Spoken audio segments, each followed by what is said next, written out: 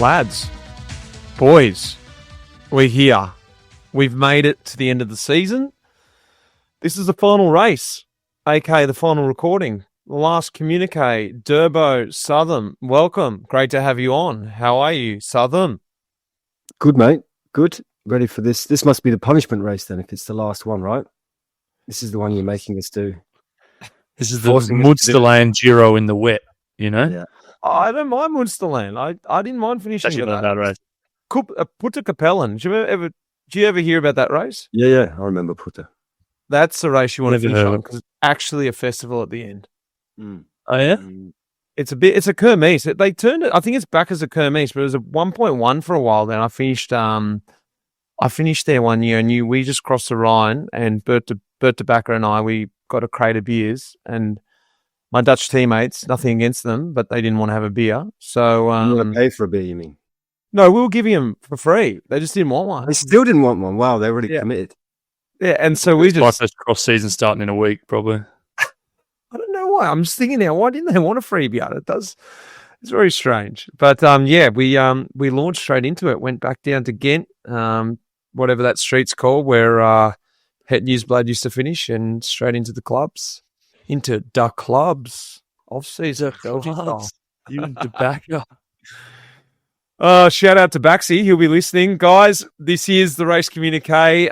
This is your first time listening. This is a treat for you because we've got one cooked up. This is a Life from the Peloton presented by MAP, our major partner all year.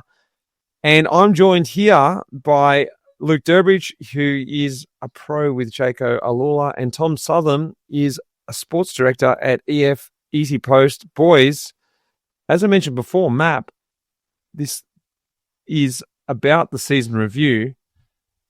Best and worst kit this year. I think it's a really good time to bring this up. We're going to get into some other stuff, but why not just kick it off right with this, seeing we're talking about MAP, and I'm going to come straight in and take it away. Best kit, not because they're sponsoring the show, but Jayco Alula's MAP jersey. It's got to be. Smooth. That's Gotta a smooth segue, mate. I love it. It's good. Yeah, that wasn't even subtle. That wasn't even subtle at all, was it? Well, if they'd produced a shit kit, then maybe it would have been obvious. But the kit was the best kit. It's true. Yeah, We did pick it at the start of the year. I picked it at the start of the year. I thought it was the best new kit at the start of the year. I enjoyed it. But then they even made a better one. My jersey. Oh, You know? So my kit all year, you know? It's true. It's hard It's to true. beat that. Just Luke Durbridge kit. You only worn it once, then. The purple. Yeah. Twice. National crit. That's it. Yeah. Have you been training in it? Rides, you know? Oh, yeah. Because I trained in it. I don't go anywhere without it. Sleep in it. It's like I was going to shout out to Mark O'Brien because I did a gravel ride the other day. I had the jersey on, and I thought, oh shit, I probably should change it because you know Mark feel a bit upset, you know, being the national champ. So I could see purple on. I could see Marco getting really upset, Durbo. Like, which is fair enough, you know. Like he's so close to winning national titles like all the time, and he got it. And I was just like, oh, I probably Marco, I'm going to wear purple for you, mate. Nice. Like the national champ was at the Dirty Docker on the weekend, slaying it. The gravel champ Cuddles was down there. Cuddles ripping into it. But he got done in the cross country run. He went deep. He's ultimate professional. Cadell had his shoes on that he ran in, and then we had the small podium, very like small, just for show. He was fully changed, toweled off, different shoes on. I was like, that's a real pro. Once a pro, they're wiping down. You know, got the wipes. Where's the bag? Yeah. Which way's the bus? I went down that way. I went down that way already. Yeah. He was in good form. He got tested out on the gravel ride as well. Mate, it was a rockstar field here. Grace Brown was here. And Phil Anderson, Australia's best. Of course, Gero was here. Brett Lancaster was out on course. Luca Lancaster was DJing on course. Hey, cool. There, mate. So sweet. It's so sweet. Boys, worst kit then? Wanty. Confidence. Wanty's always been shit, and I don't know why everybody. Yeah, actually, Wanty is. It's shit. just it's terrible, isn't it? I've got something better. Ineos. Nah, I disagree. Completely disagree. No way. They've got that What is wrong with direct energies plastered It's on the front terrible. there. It looks so bad, that Ineos jersey. Oh, yeah, in the interim. Yeah, that's just an No, interim situation. No? no, it's just it's horrible. It's terrible, especially with Total also having a team. So when I think it's like the British national champs, obviously white, and when they put Total on that at the Tour, you couldn't tell them apart from Total Chaos. So it was like it was I don't know what we call it. It was awesome. I like that. That's very good. I'm going to use that. So yeah, I've only got one more year with him to type. Okay. Well, boys, before we really get right into it, this series this year has been proudly, exclusively brought to you by Training Peaks, and we've been chatting about Training Peaks all year. We've chatted about heaps of stuff with Training Peaks, and I've actually found out a hell of a lot more about Training Peaks than I initially knew, and I thought I knew a lot about them working with Training Peaks throughout my whole career. That's been my training log, still is the training log. I don't know this for sure, but would there be any team that doesn't use Training Peaks? What other platform would they use? Today's plan, I think, is another one, but that's I think rubbish. Just literally a takeoff of rubbish. I've used it. Training Peaks. Yeah. Okay. No, I think that's the gold standard, isn't it? That's the thing. It's the gold standard. It's every in the Peloton. We spoke already about the connectability. So we went through all the devices. Shout out from the goggles. They hit me up. They want us. Goggles are interested in coming on board next year. It's the 25th year of Training Peaks this year, which was really cool. I'm glad that we were with them on this year to mark that memory for them, how long they've been in the Peloton.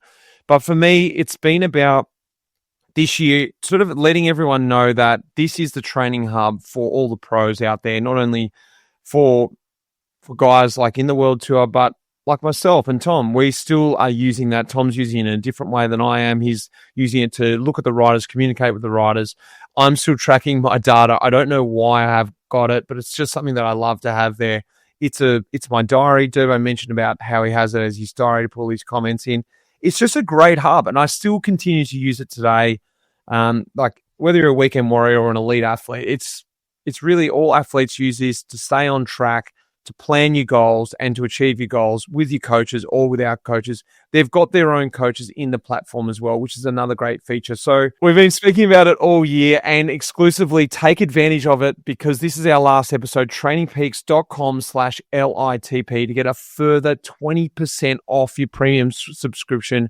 Go across trainingpeaks.com/LITP. Boys, anything to add? And if you guys, last note, you want to talk about Training Peaks before we go into the winter break? actually, I got converted this year. For me personally, as opposed to, obviously I use it for work, but I actually started using it like you did through the year. I just made a note of a discount code there, actually, Mitch. Sweet, put this down. But no, I started using it because I really like it. I like it.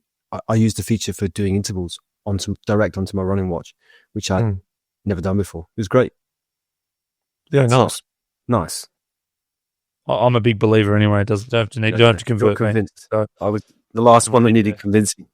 Yeah, No. Training Peaks, we go way back.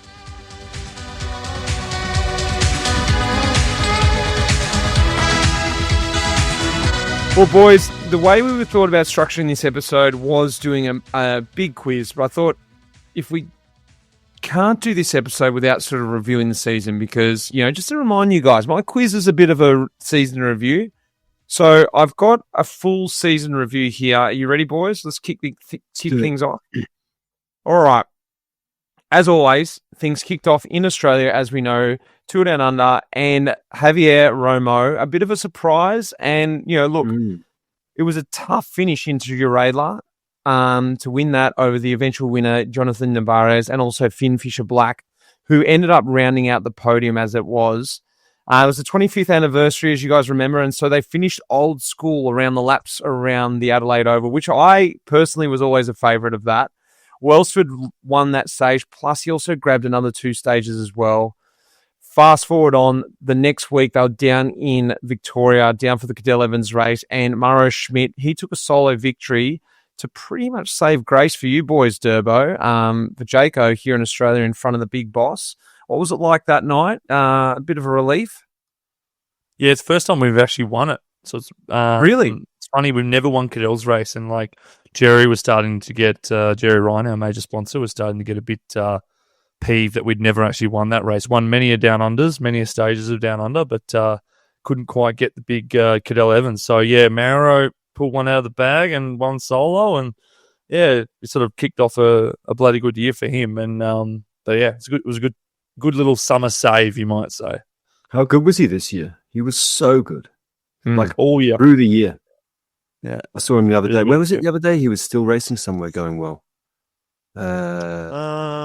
He was also pretty good up in Worlds, wasn't he? And then Worlds, he was also in He was good at Worlds, I thought. Literally last week he was good. Well, he was in Japan last week. But well, we can talk about the end of the year in a minute, boys. Let's just go a bit chronological here. Pog opened up the account at UAE Tour in front of his bosses, and Finn Fisher Black. Something that doesn't often happen is people don't often capitalize on that form from down under, but he was able to do it. He won the first stage. Josh Tarling won the opening the TT there, which would end up being the fastest race this season, which was going to be one of my questions in the quiz. So a little point to remember, boys. Josh Tarling, yeah, exactly. 56k an hour. Pog, he won the decisive climb up the Jabal, or what was it called? Jabal Hafid. And Omley, which we now know, he was showing that he finished second on that. We now know that was obviously a sign for what was later to come.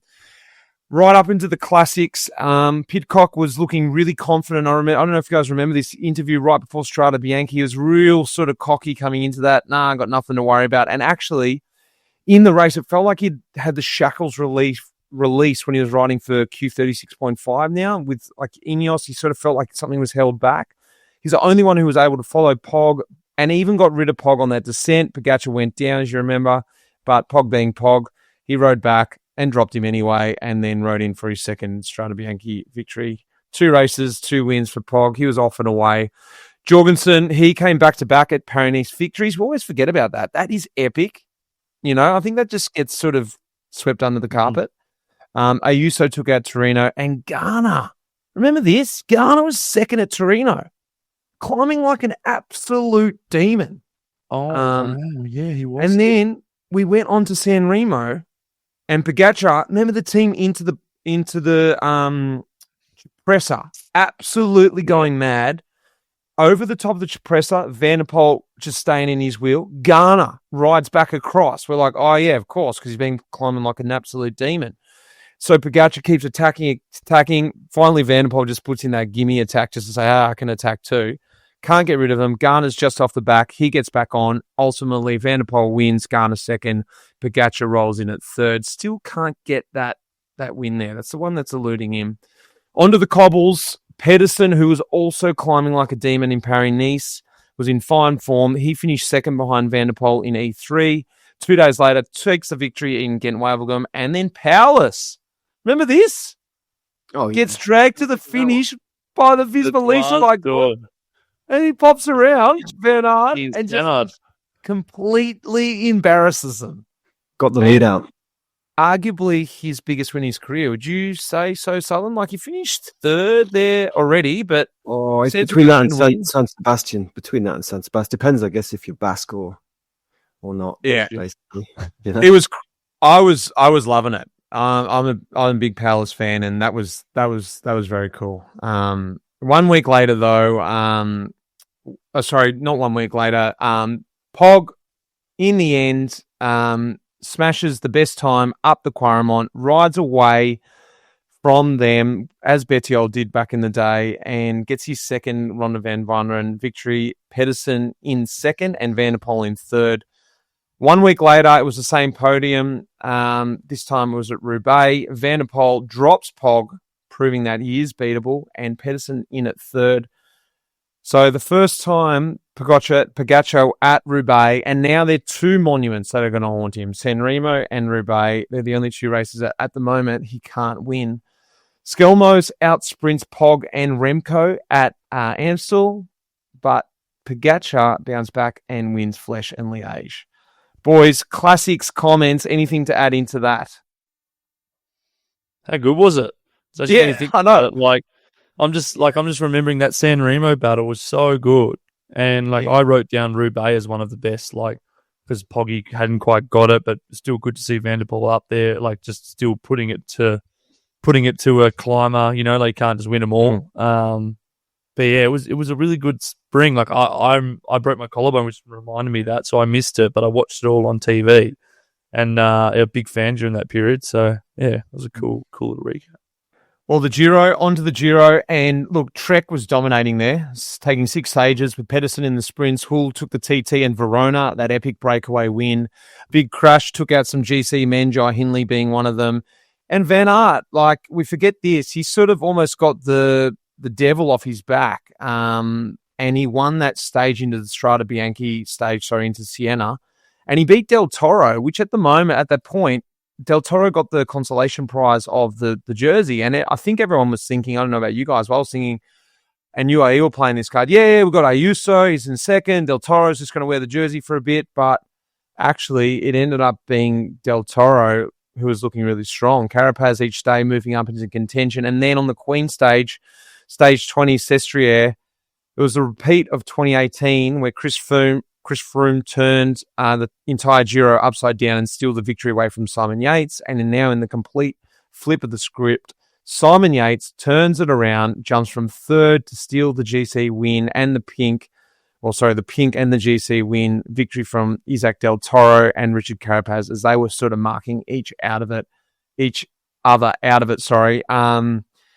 That was an epic Giro. Like, to wrap that up in whatever 20 seconds that I did, it's, very, very dominant. Good Giro. Yeah. It was a very good Giro.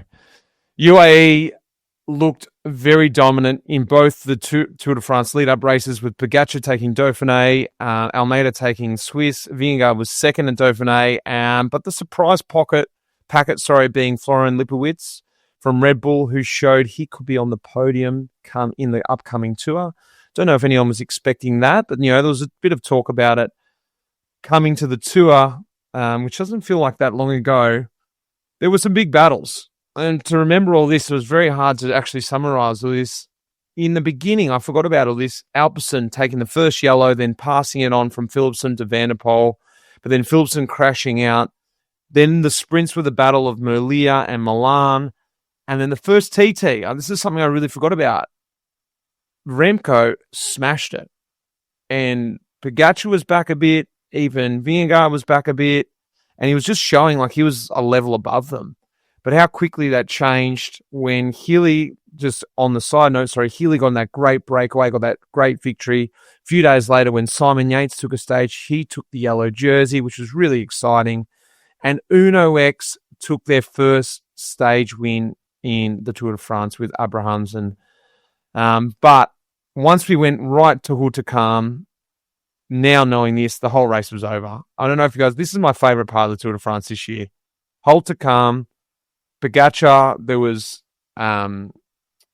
Navarez was on the front, Yates was sitting in second, and Pogačar just got Yates out of the way, get out of my way, and Navarez just lit it up like there was 100 meters to go, and he went 10K to go, and that was it. He just pretty much obliterated, smashed the whole field. There was no chance from there. UAE even just got Wellens up the road, took a breakaway victory as well. Paripant took the win up Von 2 over Healy, which was an epic battle. And Ben O'Connor, we can't forget about this. He won the Queen stage up the Col de la Loze, saving grace. The only saving grace, for Visma was Van Aert's victory on the new final stage, Durbo stage that he loves, is over the Montmartre. Super stage. Pogačar winning, Vingegaard back 4 minutes 30 in second, and Lipowitz, I called it just a few moments ago, third, 11 minutes down. Yeah, it was. It's quite. I was just thinking about that Hautacam day. On that stage, I can't remember which rider it was, but the race was going on, and somebody rolled back to my car to ask how the race was going. It's like, oh, what's happening? It's like, Pogačar's alone. It's like, has he got much of a gap? I was like, you might just want to watch this on TV tonight. Just go and have a little look, and then you can see for yourself. It's like you got put in the cannon at the bottom and just shot him out. I remember that attack going. It's just like, I All right then. Okay. Start. That's it. That is the exact reaction, isn't it? You're like, whoo. Yeah, he's going. Good legs. Yeah. Quick side note, Ciccone wins San Sebastian and then into the Vuelta. Look, Jonas, he went to the Vuelta to win it, which he did, and Team Visma Lease Bike, they got the victory there. But UAE, I don't know who came out of it with more, what's the right word? More attention, I guess. 7 stages, the KOM second on GC with Almeida. Notable mentions Pidcock in 3rd place, 3 minutes back. Like, look, Jonas won, but like the gaps were pretty small. Almeida just a minute and a half back, and Pidcock in 3rd at 3 minutes. So, yes, they still won the Vuelta. I'm not taking anything away from that, but UAE they took the piss there, really. UAE were like, it was almost like fuck you money sort of thing. It's like, because everybody was like, why don't you try and win the Vuelta? And they're just like, fuck it, we're just going to win all the stages. Look at this. It was prize money. Talking prize money at the dinner table, like Jonas is going to earn this for winning, or if we win 7 stages plus everything else, we're going to double that. It's just like, let's just go all in then. Doesn't make any sense. It was Jonas clinically got that done though in the end, didn't he? Like just ticked it off, which is incredible how good he is. I've like, you just get like fair play for that. For Yeah. all of them, they just having even in that great a shape, but he was still just ticks it off. Like I still won the Vuelta. Like you like, yeah. Almeida was sort of unbeatable in 1 week stage races, and he still just puts him away. Like it's not easy. Does that downplay it then for Primoz? Like you just said then, I still just put it away. And then on the flip note, Primoz is like, yeah, but I've won 4. Like I've won 4 Vueltas. And they're like, well, mate, anyone can win those. Yeah, but not anyone can win the Vuelta. That's it. It's just like, that's what Primoz is just also world class as well. Like just to put the stats on that, that's pretty impressive, All right, into the back end, Julien Alaphilippe wins Quebec and shows he isn't done yet. And look, surprise for me is McNulty winning Montreal. Not that he wasn't good enough, but I just didn't see him winning that kind of race. One day sort of tough. I guess that race has sort of adapted since I raced it. Sounds very hard in this time. And onto the Worlds in Kigali, Rwanda, Kigali. Remco, for me, this was a big transition after the tour. He pulled out of the tour. It looked like his head rolled off, but he was looking really confident. His team was looking really good after that World Championship time trial win. And I really thought it was going to be a big battle between these two. But when Pogacar went on that extended loop in the middle of the race over the Mont Kigali, he took his trade team teammate, Isaac Del Toro, with him, and Juan Ayuso was just off the back, couldn't actually make it across, or just did and then blew. Del Toro hung with him for a bit, but then ultimately he was in good form. Remember all those races he won leading up in the Italian races? But he just couldn't hang at that pace. That was it. And left him with about 70 or so K to go. And yeah, look, to fast forward it all, that was sort of it, because Remco was mucking around changing bikes and, his head rolling off and then rolling back on and all that sort of stuff. So it was done by the time he got it together. Pog back in the rainbow bands, or never left them. And then while he's at it last weekend, took out Lombardia as well to wrap things up for the season, boys. That is the season in a nutshell.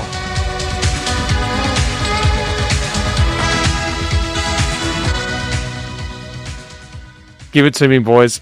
Best ride of the year. Go on. I've got a few little punchy ones now. All right. Best ride of the year. Yates' Giro win. I knew you'd do that. I left the door open for you because I knew you wanted that one. You loved that ride. Thank you. Just but that day in general. Chris Harper's won stage. Also legend. Aussie guy win Finestro. Like, that's super cool. And then Simon Yates. Just mean how much it meant to him and how we were there a couple of times to try and get that win. We were close to it and just didn't happen. So, yeah, it was an emotional day, that one. Still got goosebumps thinking about it. So, for sure. Nice. Southam? Ben, stage 6. Yeah. Tour. Personally, thought it was cool. I have to get into the break and then the gap he got and pushing. It's good. Good day. That was a good stage. Yeah. That was very cool. Ben's tour in the end as well, Yeah, Ben's whole tour. There was like because I forgot about that whole yellow jersey bit too, and that was really cool when he took that. It's good doing the little season review. Actually, give him a little second on one too as well. Yeah, that was a good fight because it was pumping it. Are we talking top 10 on GC as well? Ninth. Yep. Nice. Yep. Mental tour. Yeah. Had some good legs. Mine's not maybe as exciting as those two, but it was a personal moment because I was there in the box commentating it. Was Luke Plapp's win at the Giro. I just think he did it in this really unorthodox way. Sort of fooled them all that he was dropped and actually made it super hard for himself. It's like, oh, I'll fool them all. I'll let them get like a minute in front of me. They'll all think that I'm dropped. I'm like, oh, yeah, you are dropped. You're not fooling anyone. And then he just rode back across, drops it all. I'm like, dude, you didn't need to drop back that far. I had to fool them all. It was crazy, that win. And just there into it. Yeah, it was cool. He was just in typical Luke Plapp style, in the end, just sort of doing a beer. And that was cool. I enjoyed that one at the Giro, stage 8. Most overpaid rider this year. I got one. Well, I got a few for this. I reckon I was going to say all of Astana's big name signings. So Astana did really well this year. They got a ton of points, whatever. But most of their points came from guys who were already in Astana: Scaroni, Velasco, Fortunato. So Higuita, Bettiol, Poles. He's a frequent on the episode on the Communiqué. Betts gets a call out every episode. Champoussin, like all these guys that they bought in to fix the issue didn't do it. Aaron Gay was a good buy-in. He was great points, but I don't think he's overpaid. I imagine if anything, he's not. Underpaid. Most main guys who would have had they could have held the team to ransom to say we're going to come to you, but you got to pay us a ton because you're at risk. Didn't do anything. The rest of the team saved them, and now they're going to get their big salary again. So interesting. That's quite interesting. Yeah. Mine was no one's overpaid in this sport. We're all underpaid. So oh God, here we go. Jesus. You then? Yeah. No, I honestly, that's what I said. Anyone can get the contract and. Who is it, Durbo? I don't have anyone. I just literally said no. I take the finances out of it. Most overblown rider. Yeah. Today. Overhyped. That's what it essentially means. You know what I mean? It's not so much because we don't actually know how much anybody gets paid. Well, I'm always thinking of someone. I'm going to come in. I think Primoz Roglic, he didn't have the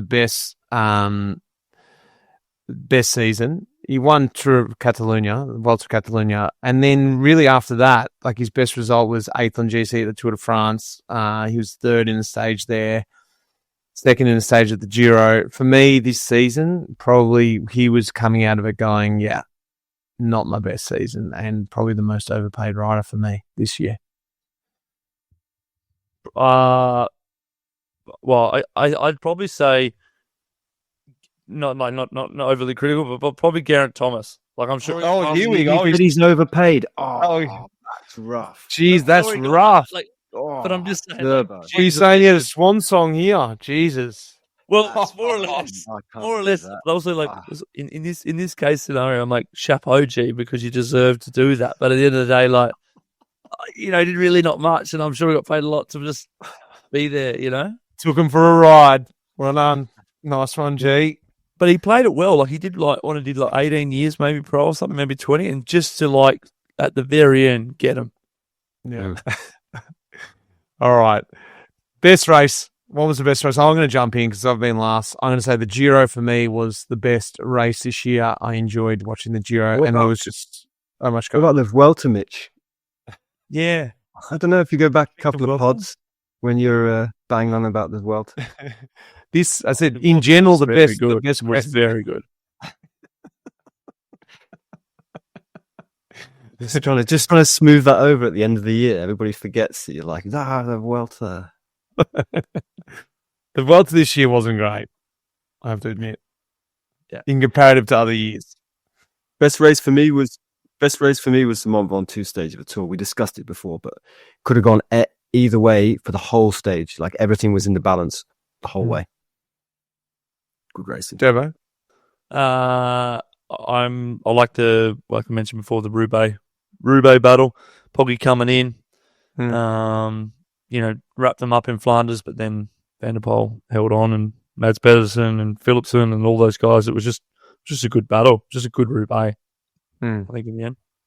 Yeah, you can say that every year. That's a great one. Great one, Durbo. Yeah. Best Durbo, you go straight off. Best new talent this year. Magnier. Paul. How many wins did he get? 16. That's mine. Mitch shared his show notes, everybody. Durbo just... Oh, I did. Shit. No, that's fine, mate. Yeah, should have done it. I had him down. Who's yours, Mitch? I changed mine from that. Mate, you're in the Peloton. I would expect you to come up with a name like I would have known. I had to actually research it. Well, I had Del Toro to start with. I'm like, everyone's going to say Del Toro. How long did the research take? Like, 16 wins. This guy looks quite good. Yeah, I have him. Far out. Actually, all right, I'll give you one. He's not a young talent, but first year in the World Tour, Paul Double. Shout out to teammate. Like, he's won Slovakia stage and GC, won a stage in Coppa Bartoli, and he also then won China and the stage.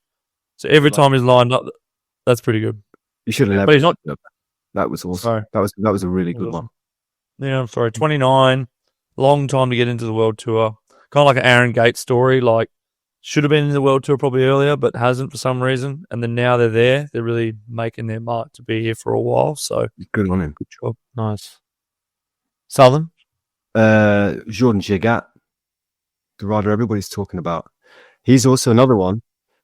Came up through, it was like 3-4 years at like UC Nantes. So it was my old amateur team. It's like a Conti team now. And he's been around for a while. 10th at the tour, results everywhere. And I like that. Biggest loss from the Pelo? Mitch, what about yours? Yeah, come on, Mitch.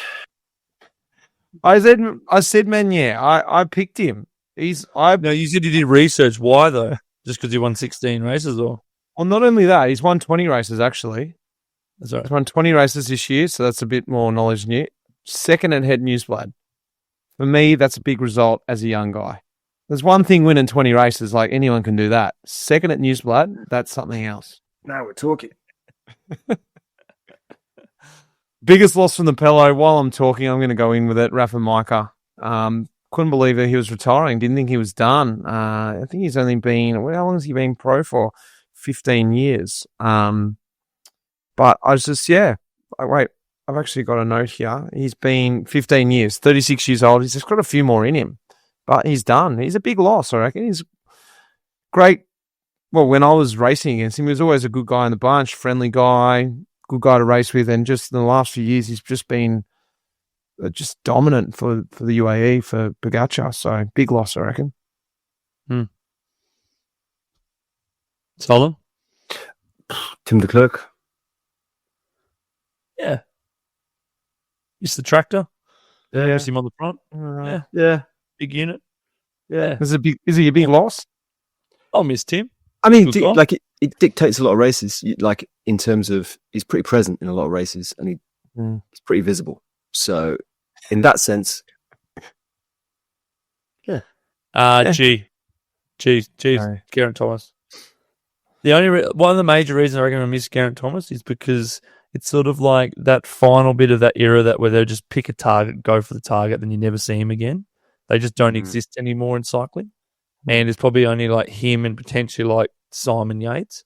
But like once those two go, it's sort of like everyone's just good all year round. You know what I mean? It's just like you have to be good all year round. And it's just like every race you go to, you got to be at high level. But these guys were just like, yeah, I'm just slowly getting ready, a bit fat in January, and then move up, and then they get dropped in like Romandy, and the next minute you're just like, boom, Tour de France, win the stage, around the mark. And then after that, just completely disappeared. Kind of like old school rider, but that just doesn't happen anymore. So I think I'll miss G for that. Who gets the Daily M, the Brownlow Medal, the MVP of 2025? It's hard to go past one man, but if you've got any others, Mats Pedersen. boy, that's a great shout. Come on. Great He's shout. like the best. It's the best. Like he's good. His races are his races, and he does them, and he's fucking good, and he leads the team really well, I think. But when it's not his race, the stuff he does for Ciccone, it's just like, if you're Ciccone, it's like you've just got this gift of someone with all that power, all that talent, all that skill, who like puts you in the armchair to do your final or whatever you need to do. Yeah, it's a good shout. We are the MVPs. Epic. I'm going to go a little bit curveball. This guy from 50 Days of Racing has finished 20 times on the podium, and he's got 20 victories. That's Tadej Pogacar. MVP. So he's had a good season this year. Yeah, it's not bad. Not bad. Mine was like a tide between.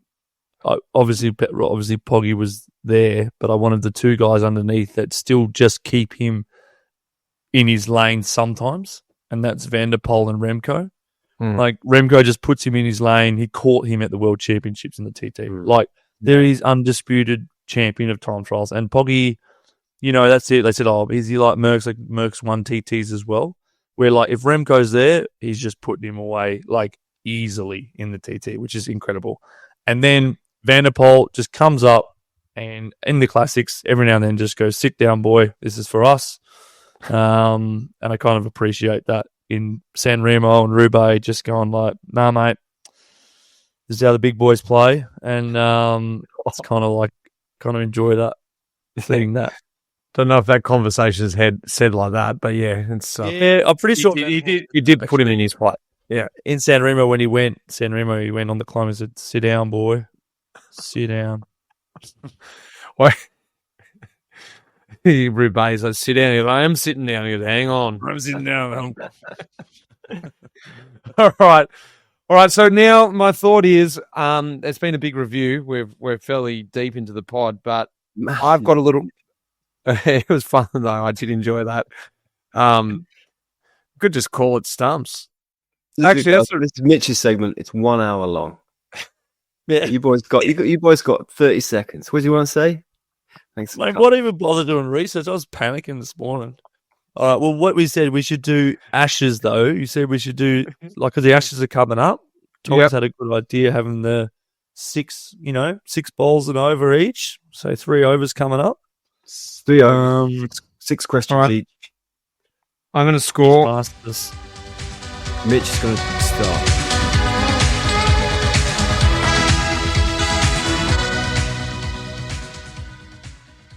All right, here we go. First over. Mitch is steaming in. You medium pacer or you like a little spin bowler? What are you, Mitch? Bowling and Chinaman's left arm. He's bowling cutters. He's always bowling like cutters. Travis Head bowling or something. Yep. All right, let's do it. Ready? First question, quick fire. Who finished on the podium in both the first and the last race of 2025? GC.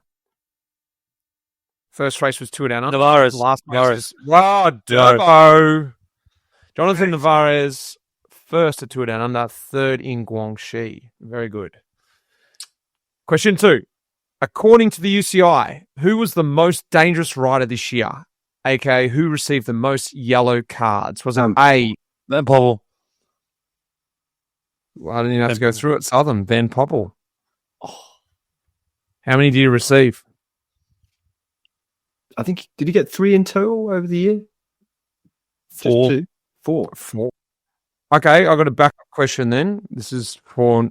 Okay, we can do an extra point for this. No, I can't. It was a no ball. Extra ball. Which was the most dangerous team? Bora. No. They got a ton of cards because they're always sprinting. Not according to me. Alpecin. Yeah, good one. Riesbeek got 2 yellows turned red. Plus, Groves got 2 as well. It got red? Yep. Riesbeek They tried to jump. Maybe around the bike path, they tried to jump into the Peloton, and then they just like, the guy just went like sit down, boy. And then Forgot about that. There's a lot of these sit downs going on. Right. All right, question 3. Who was the fastest rider in 2025? Tarling. Not Josh Tarling. He was the fastest rider on a time trial bike, on a road bike. there was a stage, wasn't there, in This Southam, and it was in the sprint, you mean? So we're talking about? wasn't actually this guy won the 3 fastest stages this year. One was in UAE Tour, one was in the Tour de France. Merlier. Thank you, Tim Merlier. 50 kilometers an hour, stage 9 Tour de France. Where was the other? I didn't write it down. Sorry. Good job, I got it when I did then. Otherwise, The next question. In 2025, what does Matthew Van Der Poel and Tadej Pogacar have in common that no other rider in the peloton does? 2 monuments. Yeah, that's sort of correct. I said they're the only ones who won monuments, so they won 2 monuments. That's correct. Durbo. but there was. Yeah. So we got 3-2. Question 5. It's 3 monuments for Yeah, but I mean, like the answer was they're the only riders to win the monuments. But yeah, 2 monuments. Which team had a better year? EF Easy Post with 10 victories or Jayco Alula with 19 victories? EF got more points. How are we ranking a better year? Yeah. EF had 6 World Tour victories. Jayco had 4 World Tour victories. So what's your final answer? Or it's EF? Well, EF, because EF had way more points than us. Well, Durbo said EF. It is correct. EF had more points. They finished 10th on the ranking. Jayco had less points, 14th on the ranking. I will only accept losing that quiz because it meant that It's not over yet. Who am I? Who am I? Extra ball, hit it for 6. This is it. Ready? This is for retired riders. Someone leaving the peloton this year. Who am I? I rode all 3 Grand Tours, totaling in 12 Grand Tour starts.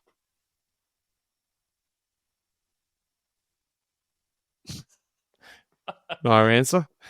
I mean, I started in 7 monuments, but only did 2 of the 5. I rode on 3 different teams through my 10 years career. so it's a Flanders Roubaix guy. Is it? Yeah.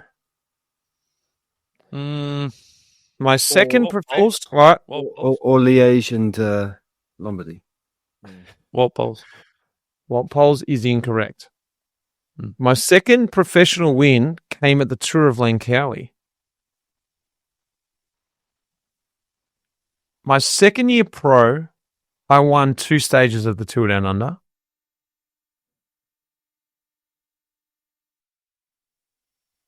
In my second year pro, in the same year, so in the same year that I won 2 stages of the Tour Down Under, I won 11 races, including my first Grand Tour win at the Vuelta a España. They're retiring this year. In Christoph, 2019, no, not Christoph. In 2019, I was disqualified for headbutting another rider in the finish of the TDU. I've won a total of 5 stages at the Tour, 5 stages of the Giro, 9 stages of the TDU, 5 stages of the Tour of Britain, but by far... Caleb Ewan. Oh, what? Durbo out of the clouds. But he retired like halfway through the year, or even at best. So I was just sort of like, I saw his curveball. I can't even believe that was this year. Far out. No, I was like, How did you know that? I know this person. Like, I should have known it ages ago, but it's like, All right, well done. Durbo is well and truly up 5-2. The first test to Australia then. That's the Gabba, no? yeah. All right, Yeah. Pelo talk. Right, Let's 5. not waste time, Durbo. Oh shit! No, well, your segment's only gone 46 minutes, so it's okay. should we just keep talking, Mitch? Do you want to tell us a bit more about Dirty Docker or something?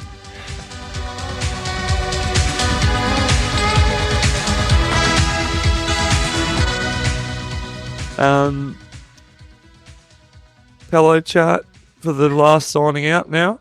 I'm not going to do a segment. I'm just going to say quick shout out to retiring riders this year. There's quite a few. There's 27 so far.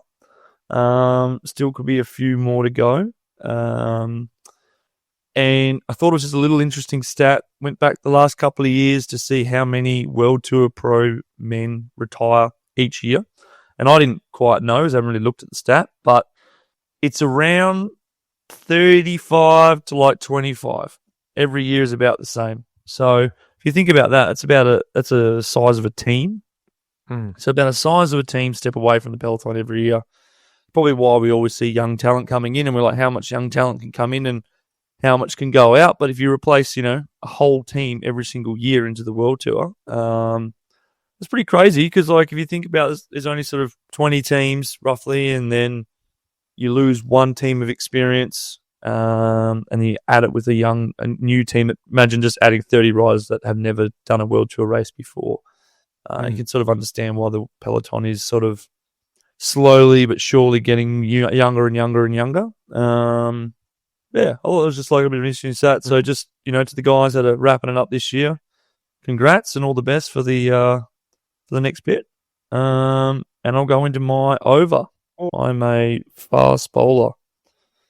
On that note, Durbo, just some of those names, because I actually wrote them down before this app, some notable names. Like you said, Thomas, Christoph, Viviani, Nizzolo, Demar, team. Demar, De Klerk, Puccio, McClay. Woodsy, Mendes. Latour's gone, and also Monsebo, unfortunately, after 27 years pro, 49 years, he's called it a day. I can't believe it. I thought he had another few years left in him. I know. Adam Ewan. Caleb, just De Klerk, old Tom's mate. Micah, and like Puccio, Castrovejo. So Ineos is losing quite a bit of experience there if you think about it. They're losing G, Puccio, Castrovejo, Freeley. Well, there's already 4 guys retiring from that one team, that's quite a lot. So the thing is, I mean, for those guys that are coming to the end of it, like we were saying a bit before the show, it's good when people do get to the point where they can retire, and it's like that's how their career is going to go, finishing off in a nice way. It's not something that happens easily for a lot of riders. So to get there, hats off. Well played. Yeah, like you said, it's quite a challenging year. This is going to be one of the most challenging years with the mergers. A lot of teams, IKEA folding, World Tour licenses going up and down. It's a very tricky year, and there's going to be a lot of guys still. Like I said, we're only at 27 so far. But, like I said, hopefully everyone gets a gig for next year if they want to continue racing. That would be what we'd hope for. Not an easy space for a lot of people. So, yeah. Did IKEA have a team? IKEA did, yeah. Oh, yeah. Yep. IKEA Samsung. IKEA. Yeah. So it's funny because it's like total chaos. Like once you get to say a team that is wrong, like I call them IKEA, and I have since they became a team. I wish IKEA did that. I call them IKEA on the radio in the car. I'm like, oh yeah, there's like one IKEA guy down the road with one guy from Total. EF also from same as IKEA. Like you might they Swedish Scando? Yeah, Scandi, yeah. And it doesn't even stand for education first. The EF. The EF actually stands for something in Swedish. I can't remember off the top of my head what it is, but it just so happens that education first fits the EF. I'd have to look it up. I couldn't even say it if I could look it up, but it's interesting little fact for you. Thank you. All right, rolling into my over.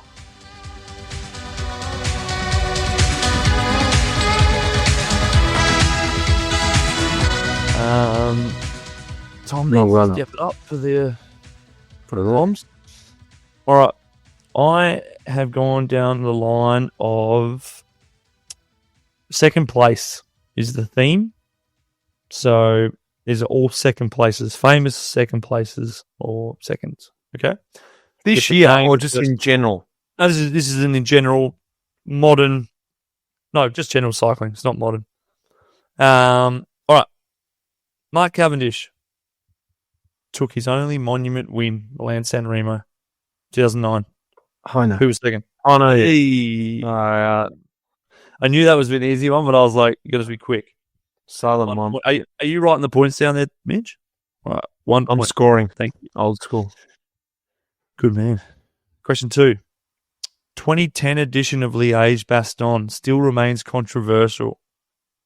Belgium authorities charged 2 Alexanders who contested the win for bribery. Kolobnev. Oh, and also Vinokurov. Vino. So what's the Mitch question? Got tongue-tied there.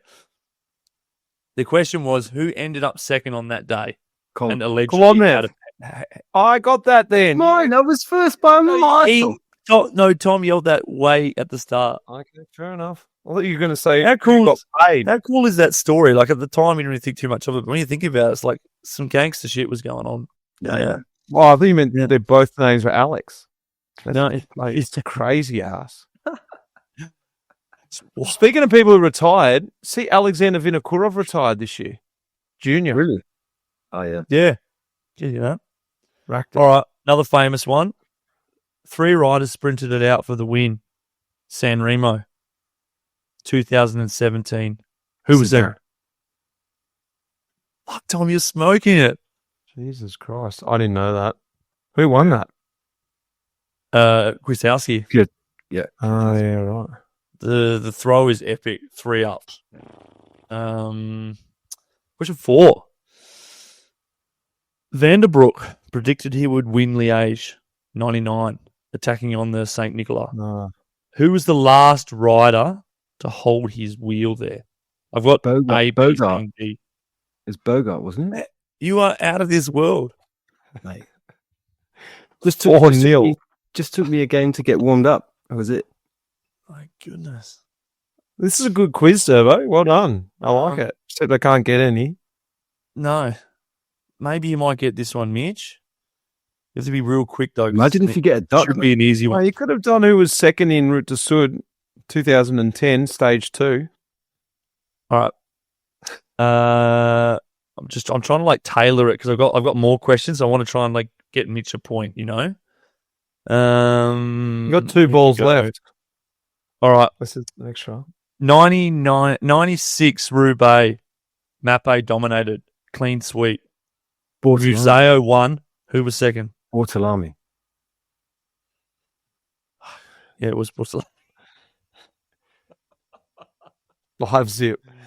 Oh God! All right, this is off the. I'm going real recent, and maybe just because you're younger. Are you younger?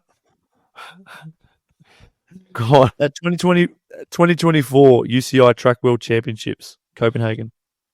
Milan set a new world record in the individual pursuit and took home the gold. Who did he beat in the final? Oh, was that an American guy who broke the... I have A, B, C, and D. You guys want it? Yep. All right. A, Dan Bigham. B, Garner. C, Ivo Oliveira. D, Josh Charlton. B, Garner. I was also going to go B. So, Josh Charlton. Look out for this name. So did I get that point? He's a British kid, and no ball for the final over. No point. Jeez. Probably good for Mitch to not have another question, to be fair. Yeah. Jesus Christ. It wasn't going great. I'm not going good at the quizzes these days. I'm better at making them. Yeah. There you go, boys. There's me over. Nice one, Derbs. That was a great one. Loved it.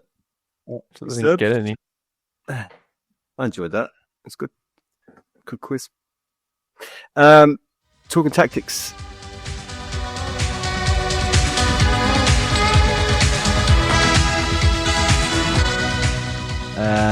So I bang on about this all the time, but it's been the end of the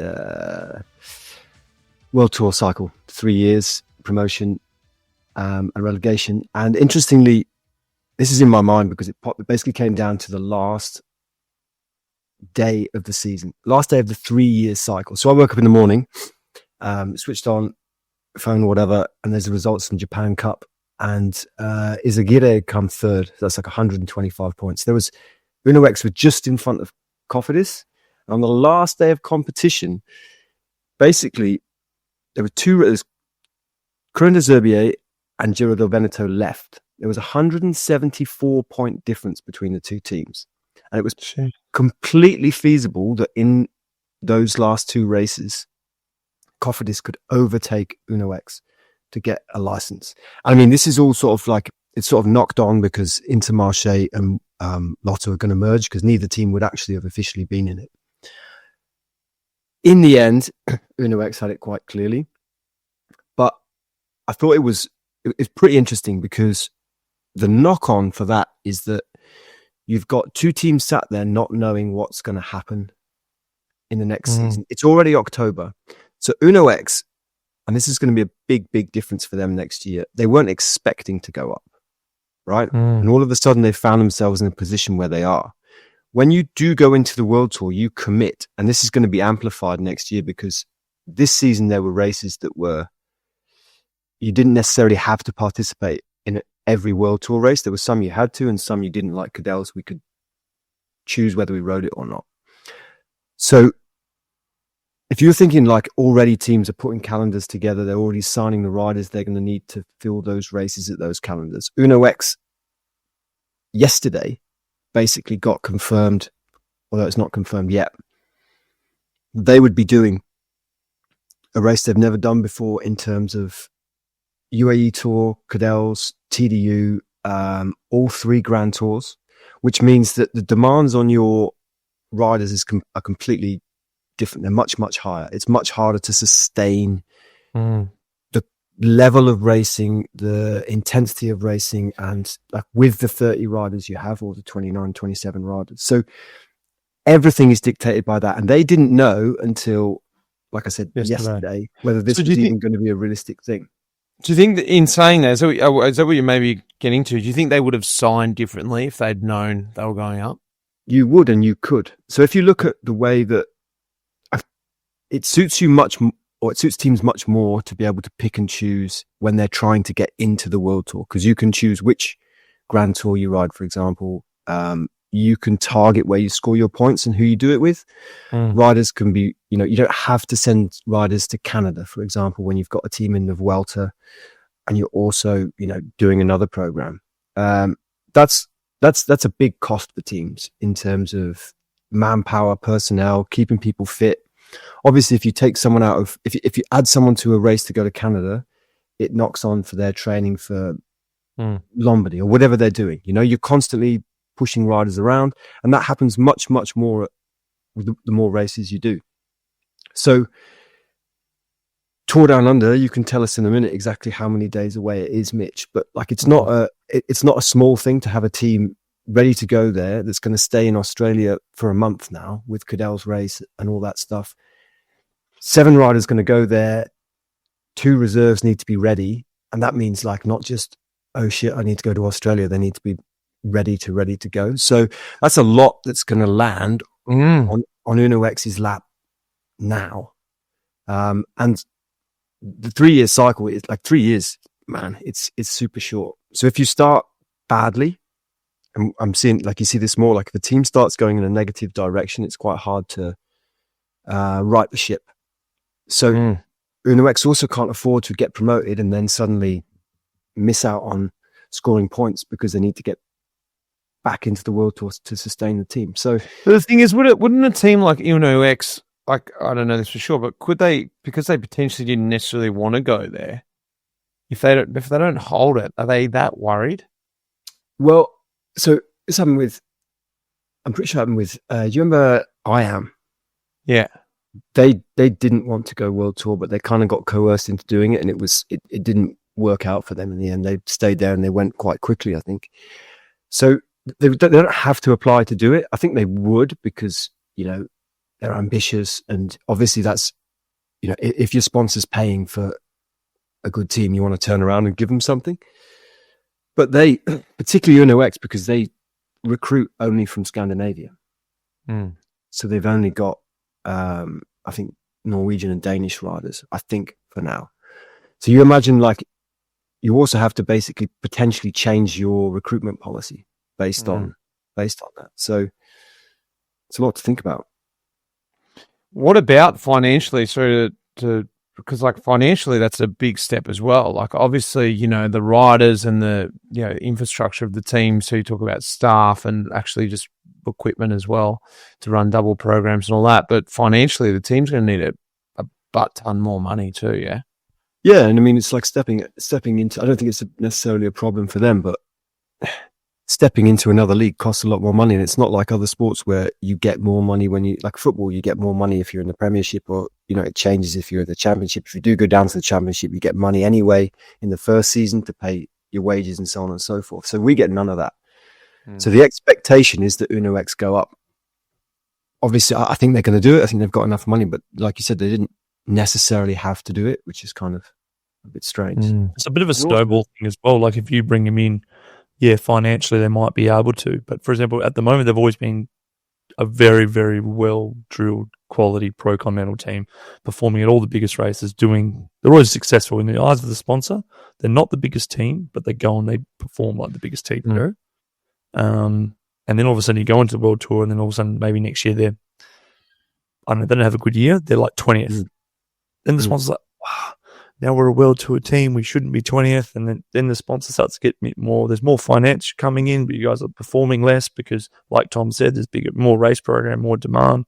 And all of a sudden, after a couple of years, the sponsor gets a bit jacked about it, and then, you know, then they're out of there. So, you know, it's not an easy one. Like, so yeah, interesting. Well, also, if it did come down to 174 points, like that adds up pretty easy. Like it's 15, 20 points for throwing a bid on, right? Or, because I was thinking at the time, I'm like, oh, Alex out-sprinted Izagirre, right? At Japan Cup. If they missed it by 30 points because they got everything else, then basically Izagirre losing that sprint, I mean, you can't put it down to that one thing. But you do start to look at all the little details that can go in. And we say to riders, I say to riders on the bus, it's like, fuck. Don't litter, you know, don't be late to sign on. If it does cost points, and it's kind of like, yeah, but like it really could be as tight as that. And it's pretty hard. And if you've been in the points battle, like last cycle, we were in that back end, really going for it, and it's not a nice place to be. It's really not. So, you know, don't throw a bottle. Well, the point system is going to be kicking off in about 86 days, boys, because the Santos Tour Down Under, 16th to 25th of January. Man, it's not too far away, guys. I can't believe it's around the corner. We're talking about it. We've been talking about it on the last few episodes. It's happening. And as you mentioned there, UnoX going to be heading out to Aussie. They'll be getting ready for it. Something different for those guys. Coming straight out of Scandinavia, right down here to TDU. It's going to be a bit of a shock for them, especially starting that prologue straight out of the city centre. They're going straight out of the centre, straight out to Victoria Park. Maybe even tap into the criterium at the end of the prologue. I was looking at that this morning. Actually, the prologue. It's that goes towards the nets, right? Yeah, up there. Yeah. It's going to be an interesting prologue because you're going to want to be super powerful, aero, and take some super fast bends. It's going to be good.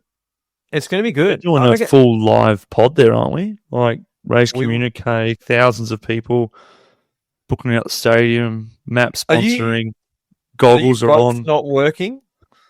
I'm working. I'm working, but we'll be there for just this huge event. It's going to be good. Organizing. Stage 1 is a sprint stage, Tanunda to Tanunda. Stage 2, Norwood to Urala. We mentioned Urala before because that was the stage that Romo won into Urala, but this time, 2 times up the corkscrew, 2.5 kilometers at 9%. And after that, it's all uphill to the finish. It's really tough. This stage, I think this on paper is the hardest stage. It's 3,600 meters of climbing, 150K. That's so hard. It's the most altitude in this stage. 13K from the finish at the top of the corkscrew to the finish. Like I said, it's no downhill. The stage after, they're going Henley Beach to Nareen. 2,500 meters of climbing, 140K. It's Mount Barker. And then there's this uncategorized climb. So probably not a sprint stage at 10K to go that kind of categorized climb. Stage 4 is to Wollonga Hill, and this is really different. This is what makes this Tour Down Under really exciting. It's a hard start up Chandler's Hill from Brighton Beach. They go straight up Chandler's Hill. It's at one of those uncategorized hard climbs. Then they go across to Wollonga, straight up Wollonga first time. Then they do 2 beach loops. Then you hit Wollonga, and then you do a small loop straight up Wollonga again. Like, I mean, as a viewer, this is so perfect because previously you'd make the trek out to Wollonga, you'd see him come twice up there. This time you can see him 3 times up Wollonga. As I said before, corkscrew's worth making the trip out there. And then the last day, this is what I love about it, 8 laps around Stirling, 25K loop, so you can get up there, watch the racing. And this is, again, a really tough stage, 3,500 meters of climbing over 170K. I think the GC is going to go right, as always with TDU, it'll be right down to this last stage. And look, it's going to come down to teammates on that last day because you're going to run out of a team that's not good super fast that day. So if you're good without a team, see you later. It's going to be brutal. Yeah, it's going to be sending 5 riders down the road already. Call it now. Durbo. The Sunstone Wheeler, 16-wheeler, Harry Sweeney. The truck. The truck, the 16. He'll be up there, the truck.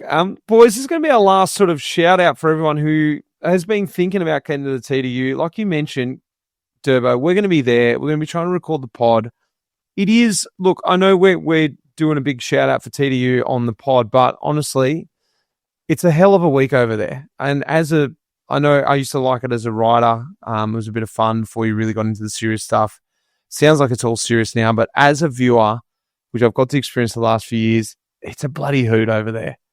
Definitely way too many beers, but all in good faith, watching the racing. Yeah.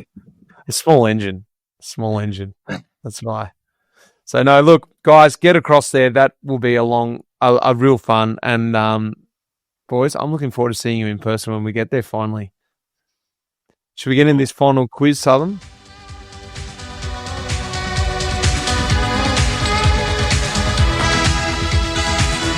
Final over. Here we go. So, I'm going to do a Who Am I? And I want to know how well you two know your DSs. Or DSs of the World Tour. Famous, well-known DSs of the World Tour. All right? Because I have a theory that actually riders have got no clue who's doing what as DS. But are we doing current day DSs, or are we going back in time? They're all current and they've all been across your career. It's not historical. So, number 1. Okay. I'm a DS for Trek. I guided the team to a win this year in the Amstel Gold Race. I am a former yellow jersey of the Tour de France. Galopon. Negative. I am 67 years old. Oh, what's his name? DS career went CSC. Or was it Leopard, Radio Shack, and Trek? Isn't it? What's his name? Who never used to wear arm warmers? Oh, it's not. Nope. Oh no, Dion. Yeah, Dion. No, it's not that old. I am Danish. Sorensen. Nope. It's not DS. Danish. I rode for Z, and I rode for La Vie Claire. If you don't get it yet, you're never going to get it. I'm very tall. Dot ball. Kim Anderson. Oh, come on, boys. Sorry, Kim. Right. Next time you're in a convoy, Durbo, you're gonna have to watch it. Looking for a bit on. I didn't know he'd worn the jersey. Yeah. You're a jersey Tour de France. That's for me. Otherwise, would have had that. Ineos DS. Okay. This DS had the most ripped legs in the peloton from 2000 to 2011. VT. Nope. He was World Under 23 road race champ.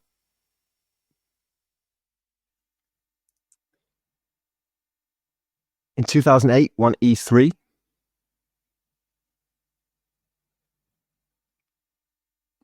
His DS career went Sky, UnoX, where he was head DS, and now Ineos. Oh, it's Kurt Armstrong. Olsen. Yes, suck it.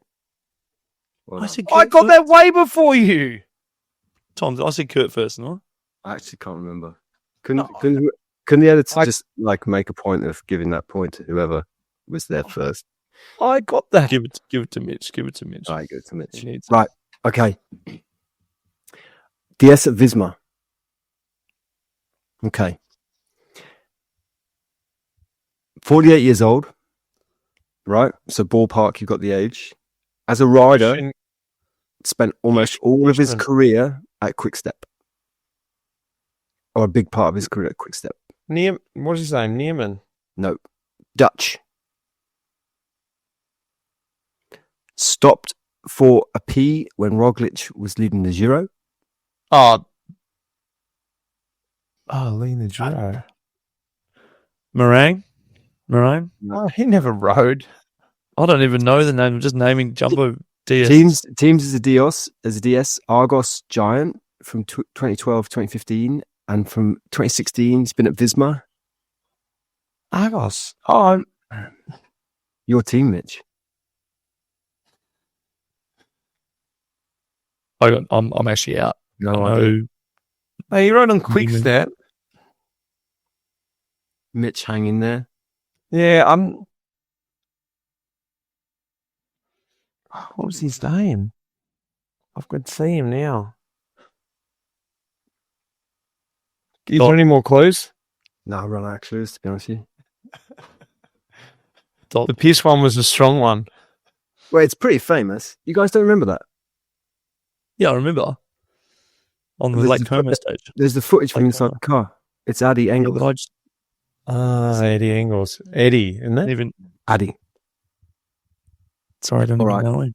Okay. A DS at Bora. He's 36 years old, right? He's done 2 seasons Archibald. as a DS at Bora. Correct. Easy. Suck it, Durbo. Well done. How many balls you had? You that was the 4th one, and it's 2-0 to Mitch. Okay. Italian DS for UAE. He made the call this year on Weedy. Nope. As a rider, he was 2nd place in Milan-San Remo, the Tour of Flanders, and Paris-Roubaix, but he never won a monument.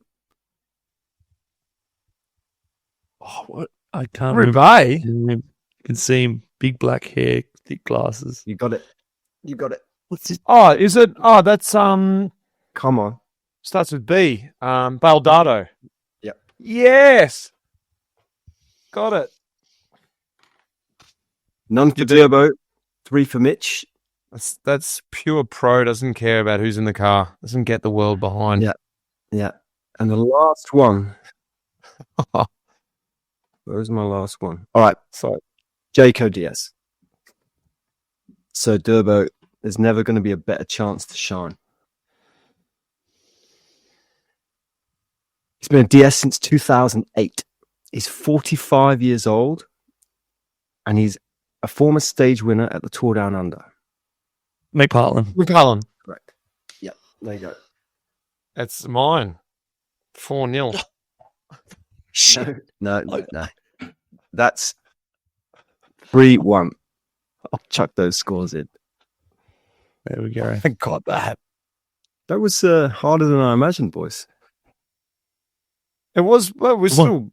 It was only missed one. 2. Oh yeah, 2. Fair play. Addy and who's the first one? Christian Anderson. I knew Addy, but I just couldn't think of his name. Sorry, mate. Boys, the final scores are Southam 7 runs, Durbo 6 runs. I've just a lazy 3 singles. That's the Ashes going back to the UK then. Away Ashes victory. I Rare. don't think so. Durbo and I. Together. You can't Yeah. add them together. Well, we will. And we beat you. That's the way it is. Boys, All right. this has been an absolute pleasure. Can I sign you on now for next year while we're live recording? Yep. The sponsors out there, get involved. No, it's been a big thanks. It's been great. I mean, I love chatting to you guys once a month. We're going to try and do it a little more frequent next year. We're not going to promise anything yet. We're going to go away, come up with a new format for you guys in the off season. And look, a big thanks. This doesn't happen without our major partner, MAP, and of course, our partner here at the Race Communique, Training Peaks. Loving working with these guys this year. And I've been enjoying bringing it to life for everyone out there who didn't already know about it. And the guys who did, hopefully you've learned a little bit more about Training Peaks and you get on board because it genuinely is an awesome system. So guys, thanks again. I'll see you back in Oz soon. Look forward to having you back. Southam, we're going the Ashes. Can't wait. Boxing Day. See you there. See you guys. See you, fellas. See you, boys. That iconic music in this episode was composed by none other than the legend Pete Shelley. Cheers, mate.